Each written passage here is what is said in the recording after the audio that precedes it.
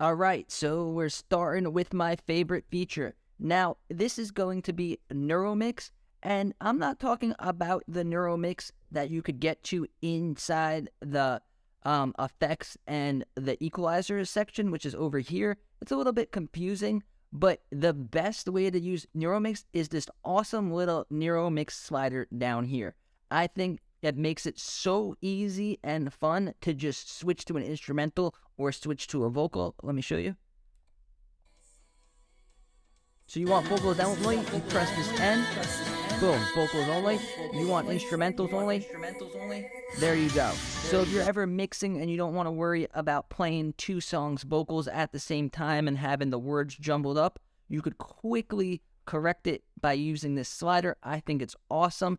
And I also think that the Djay Pro AI has the best Neuromix or stem separator out of all the other Djay softwares. And if you're not using it, then you should. All right, the next feature that I just think is really awesome is going to be here. We're going to go over, press the EQ button over there to the right, and then we're going to go over to our cue points.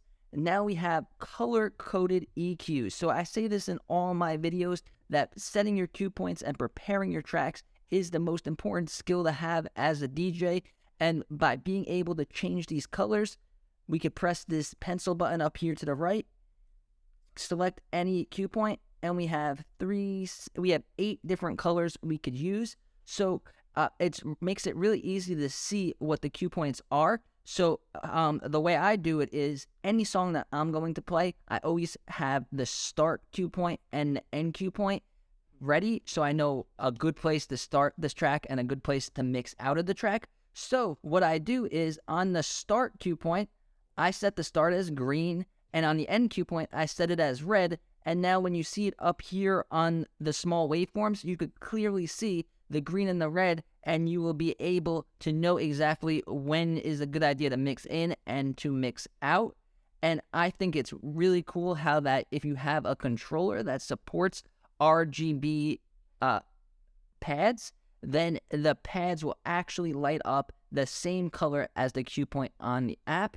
This doesn't work with the Numark Djay-to-Go-to Touch, but it does work with the Reloop Buddy. If you look, I have that there, and those pads will light up, and a lot of the bigger and more expensive controllers, even the mid-range controllers, will support this feature, and I just think it's just really cool to see the different colors pop up on your controller. All right, let's keep it moving.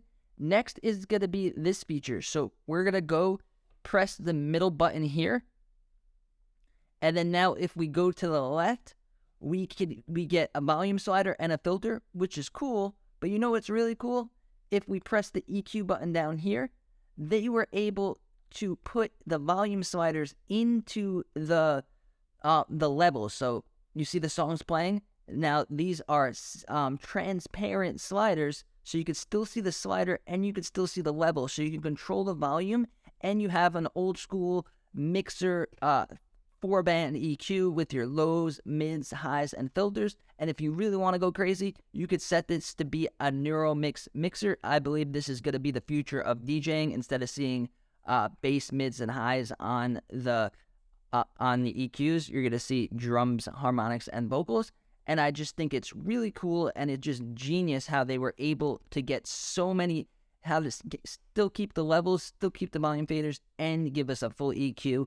I just think that is a really awesome feature, and it's amazing how they did that with this app.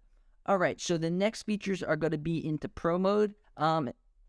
This really isn't a feature, but I just think it's really cool how the app was able to separate into all of these different modes so that we could get the best of both worlds and be able to see more things and adjust the screen to our DJ style.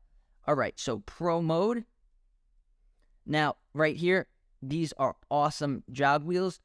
My next feature that I love is these jog wheels. You get the BPM, you get the amount that you increased or decreased the BPM, you have the length of the song, and you have how much time is left. So just looking there, we have so much information right in the jog wheel, and when we're DJing, our eyes kind of tend to go to the jog wheel, so having this extra information there makes it so much easier to mix.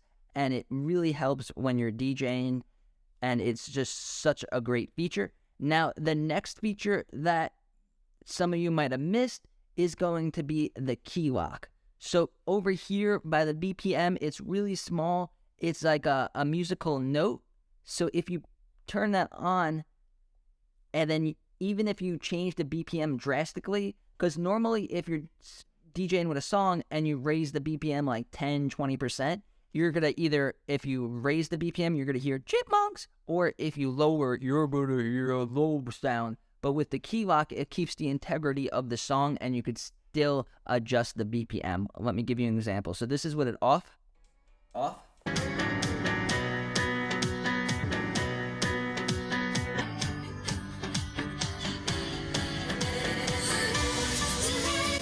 See, we're getting chipmunk, then we're getting deep, but now we put it on.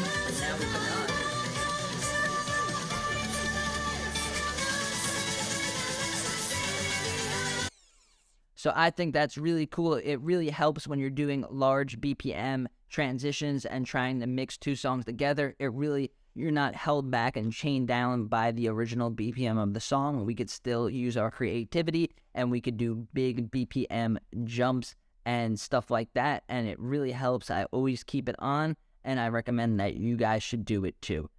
Next is going to be the looper. So this is basically like having a music production app inside our DJ software. It's similar to the Novation Launchpad software and stuff like that, and it's just so easy to start a beat. You just press a couple of these, and then there you go. It will be synced up to the songs that are playing, and they gave us so many. There's like, I can't, too many to count, but 1, 2, 3, 4, it just keeps going.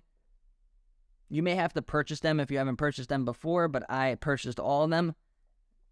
And there's just so many tracks to choose from. I feel like not enough DJs really dive deep into the looper, but I recommend going through all these packs. Start with the first one, press the first row, listen to what all the kicks sound like, listen to what all the percussion sound like, listen to what all the tops sound like, and have it in your head what all of these loopers sound like, so that if you're playing a song, you'll know, oh, this part of the looper, this pack will go good with that song, or maybe this pack will go good with that song. And once you have it in your head, it takes a while. You don't have to do it all at once. Maybe go select one of them, and then you can, take a couple of days, take a couple of hours, and really dive deep into it and know what they all sound like, so you could go and DJ and create your own beats right on the fly. So I just wanted to make this video because this is my favorite app, and I just wanted to show you. I did a video on the worst features, so I just wanted to show you my opinion of my favorite features. Let me know down below if you agree, if you don't agree, or if you think I missed any of your favorite features. And if you found value in this video, give it a like. It really helps the channel. And if you're not subscribed already, subscribe to the channel for weekly DJ videos.